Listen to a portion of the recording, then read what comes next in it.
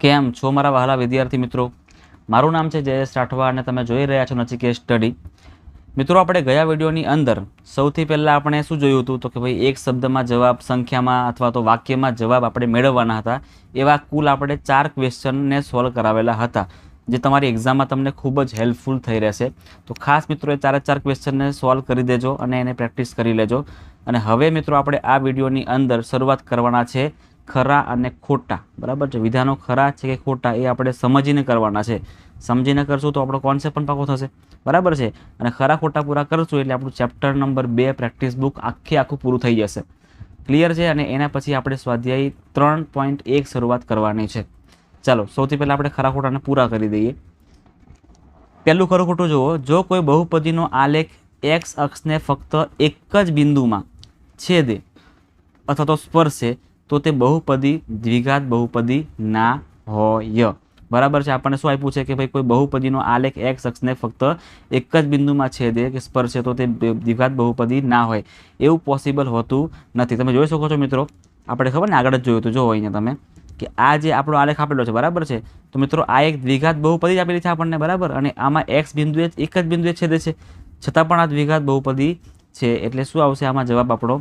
ખોટો આવશે. બરાબર? દ્વિઘાત બહુપદી ના હોય એવું પોસિબલ હોય નહીં. દ્વિઘાત બહુપદી હોય પણ શકે છે, ભલે ને એક જ બિંદુમાં છેદતું હોય.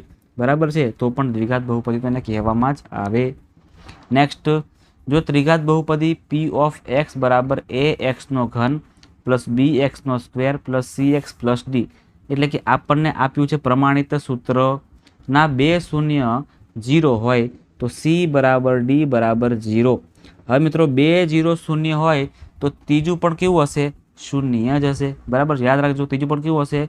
શૂન્ય હશે. તો આપણે આવું બી કહી શકીએ છીએ, સમજો કે શૂન્યનો ગુણાકાર શું આવશે તો કે સીના છેદમાં એ આવશે. શું આવશે? સીના છેદમાં એ.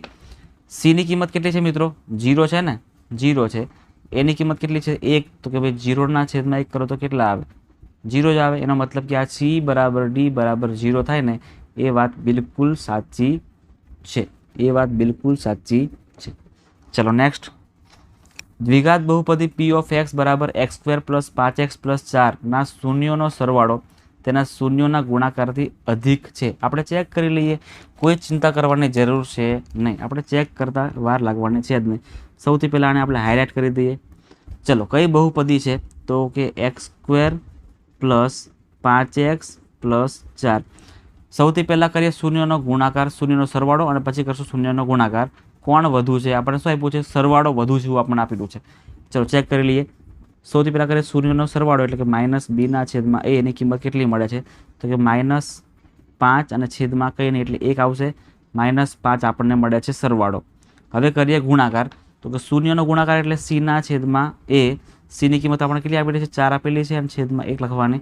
4 ભાગ્યા 1 એટલે 4, મતલબ કે ખોટું છે. બરાબર છે ને? તમે જોઈ શકો છો કે સરવાળો તેના શૂન્યના ગુણાકારથી અધિક છે. ખોટી વાત છે. આ તો ગુણાકાર મોટો આવે છે, સરવાળો નાનો આવે છે. એટલે આ વિધાન આપણું તદ્દન ખોટું બને છે. પી ઓફ એક્સ બરાબર એક્સ ઘન માઇનસ એક્સ ના શૂન્યોની સંખ્યા 3 છે. સિમ્પલ મિત્રો, તમારા ઉપર ઘાત જોઈ લેવાની. જો 3 ઘાત હોય તો શૂન્ય પણ કેટલા હશે? 3 હશે. જો 2 ઘાત હોય તો શૂન્ય પણ કેટલા હોય? 2 જ હોય. જો ઉપર 1 જ ઘાત હોય તો શૂન્ય કેટલા હશે મિત્રો? 1 જ હશે. ચાલો એના પછી નેક્સ્ટ દાખલો જોઈએ આપણે. 5મા નંબરનો, √3x + 5 એ સુરેખ બહુપદી છે. બરાબર? સિમ્પલ વસ્તુ છે કે ભાઈ એક જ ઘાત હોય ને, એક જ ઘાત, તો આને આપણે કહી શકીએ છીએ સુરેખ બહુપદી. એટલે કે સાચી વાત છે, બિલકુલ સાચી વાત છે. બરાબર? જુલાઈ 22માં પૂછાયેલો ક્વેશ્ચન છે, યાદ રાખજો. છઠ્ઠો ક્વેશ્ચન, n ઘાતવાળી બહુપદીને મહત્તમ ઘાત n+1 શૂન્ય છે. ખોટી વાત છે. n ઘાતની બહુપદી હોય તો એની ઘાત પણ કેટલી હશે મિત્રો? n હશે. અને બહુપદીને પણ આપણે n જ કહીશું. જો n ની સ્ક્વેર ઘાત હોય તો બહુપદીમાં આપણે મિત્રો n ની સ્ક્વેર એટલે કે શૂન્ય પણ આપણને n 2 શૂન્ય મળે.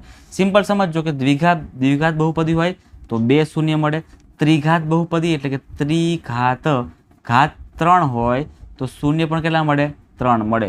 એટલે કે અહીંયા n ઘાતવાળી બહુપદીને મહત્તમ ઘાત n+1 ના મળે, માત્ર ને માત્ર n મળે. એટલે કે આ વિધાન આપણું તદ્દન ખોટું છે.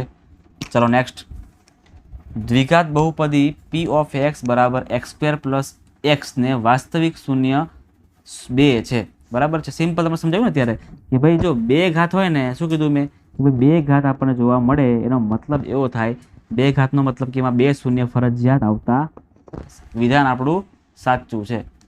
નેક્સ્ટ, દ્વિઘાત બહુપદી 3x² + 5x - 2 ના શૂન્યોનો સરવાળો કેટલો થાય? તો તમે જોઈ શકો છો મિત્રો કે શૂન્યનો સરવાળો એટલે શું આવશે? -b/a, માઇનસનું માઇનસ, બીની વેલ્યુ કેટલી છે અહીંયા 5 છે એટલે 5 અને એની વેલ્યુ 3 છે એટલે કે -5/3 આવે એ સાચું. અહીંયા આપણને 5/3 આપેલું છે, માઇનસ તો આપેલું જ નથી એટલે આને કહી દેવાનું પ્રેમથી કે ભાઈ તું તો ખોટું છે. ચલો નેક્સ્ટ. ઓકે, બધા પતી ગયા છે, બરાબર મિત્રો? બધું જ આપણે પૂરું કરી નાખ્યું છે.